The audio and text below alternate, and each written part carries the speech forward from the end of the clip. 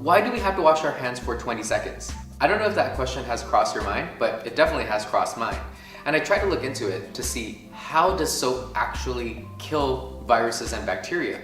So today, I will have a little demonstration that you can try at home just to test out whether soap really works in terms of killing bacteria. In our grade 6 class, we spent a little bit of time learning about viruses and what makes them up. And we found out that they're made up of proteins and fats. And they are surrounded by this layer of fat. Now this layer of fat protects the virus. It is kind of like the skin of the virus that holds everything inside the virus together. And if we can break through that fat barrier, then what happens is the virus itself will break from the inside out, pretty much rendering it useless. So let me demonstrate how this fat layer protects the virus. Here in this beaker, I will pour some distilled water. And here is some oil. Now, as you could probably already see, this oil layer right here does not mix well with the water. No matter how much I stir, it will kind of just go back together into one big blob.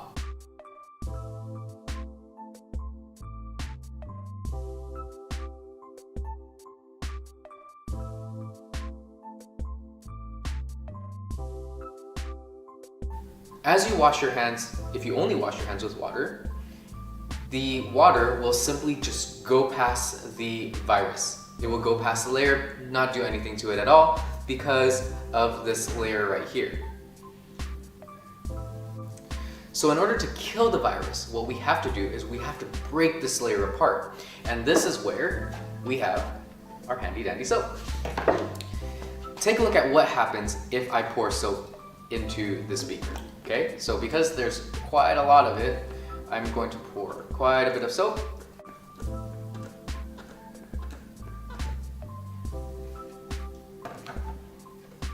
Now if you're watching closely, you probably will realize that nothing is happening quite yet. But take a look at what happens when I start to stir this.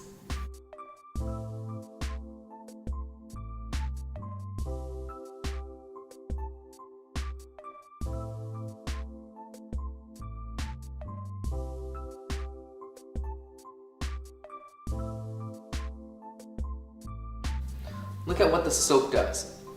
The soap is able to interact with that oil, it sticks onto the oil, and it starts pulling that oil layer apart.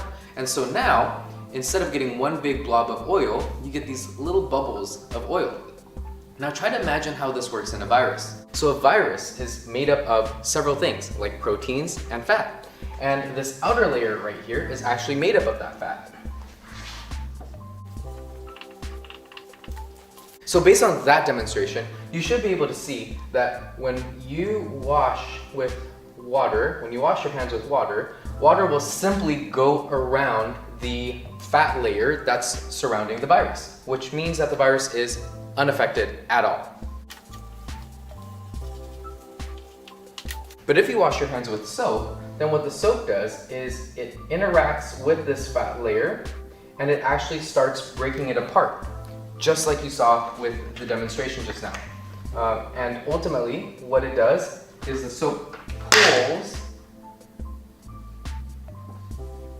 the fat layer away, apart from each other.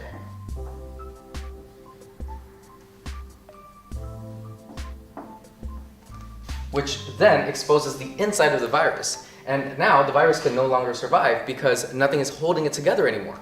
This fat layer that used to hold it and protect it is now gone, therefore killing the virus. So the last question is, why should we wait 20 seconds as we wash our hands?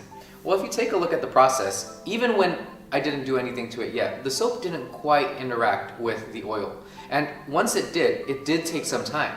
So how much time does it take for this oil layer to be broken apart by the soap? Well, you probably guessed it, 20 seconds. That's why you need to wash your hands for 20 seconds. If you wash for less than 20 seconds, then some of the viruses might still survive and they might not get washed away. Alright, so that's all that I have for you. I hope that you have a great break. Please make sure that you keep washing your hands. Also, side note, alcohol works really well because it does the exact same thing.